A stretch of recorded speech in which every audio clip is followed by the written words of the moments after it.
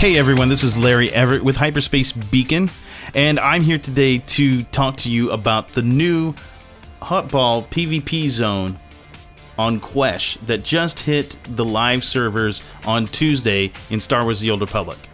Now, when Star Wars: The Old Republic first launched, the Huttball PvP zone was quite unique. Imagine the classic capture the flag PvP instance, but then imagine one of the ball carriers being able to throw the flag. Clearly, it's the map most players were looking forward to. Unfortunately, when the game launched, Huttball was the only same faction PvP map, with many of the servers carrying an extreme imbalance when it comes to faction. Huttball quickly became oversaturated and players began to resent the map, longing for something fresh.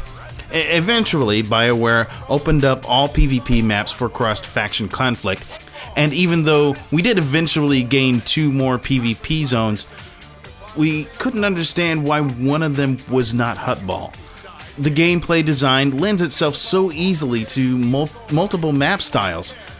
Everyone except maybe the developers knew Huttball maps were the obvious way to keep PvP fresh and exciting. My game time on the weekends are limited, so when the new Huttball map did finally hit the public test server, PvP queues would not pop for me. I would play during the week. However, you can be sure that when the patch hit the live servers, I was there. The new Huttball map takes the normal soccer-style map and trades it for 3D chess. The court is essentially a square, with squares progressively shrinking as you make your way down from the spawn point to the neutral ball location.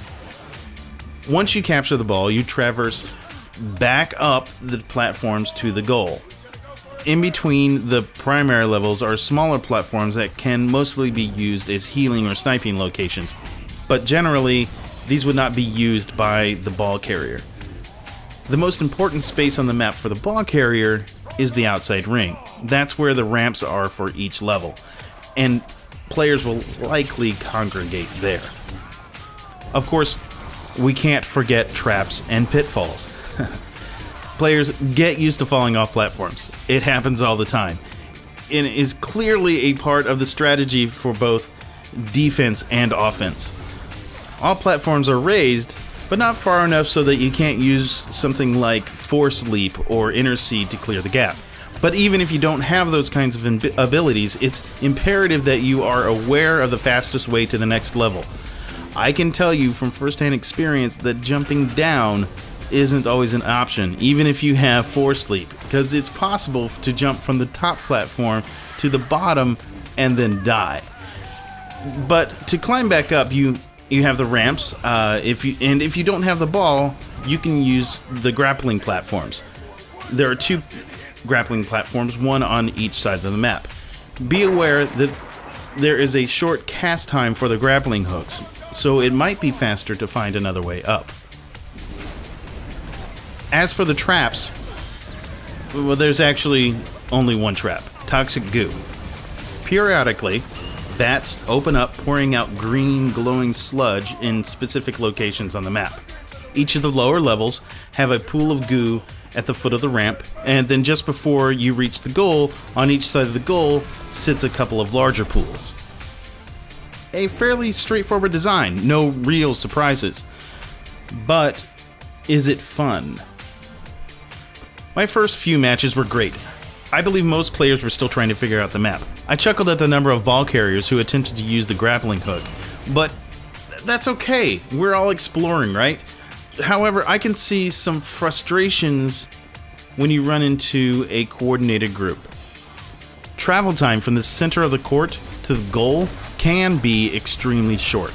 Of course, if you walk the ball from the center to the goal, it will take a while. It's possibly longer than the original Huttball map. However, given the vertical layout, passing the ball could be faster. In fact, exponentially faster. Because of the layout, a well-coordinated team could actually grab the ball and have it to the goal in 5 seconds. If a team could keep at least one player on each platform edge the whole game, then the game could end very quickly. Another thing, classes with knockbacks or pulls have extreme defensive advantage over those who don't.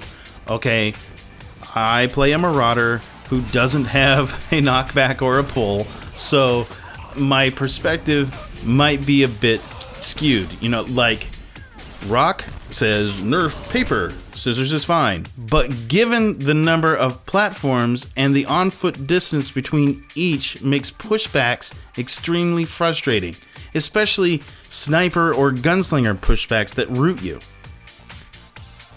Now, despite all these frustrations, I'm satisfied with the map. I believe it's interesting and innovative, and I hope that BioWare creates more of them. Hopefully, you've had a chance to jump in and play it. If not, it's free. Download the game right now and play it. You can see what you think about it. You do have to be level 10, so at least get up that far and try out the Huttball map. And if you have, let me know what you think in the comments. And of course, I would like it if you followed us on Twitter. We are HS Beacon on Twitter, and we are also on Tumblr at hyperspacebeacon.tumblr.com. And of course, you can follow me on Twitter at Shaddoe, SHADDOE. And as always, please subscribe to our channel if you like what you see here, and I will see you next week.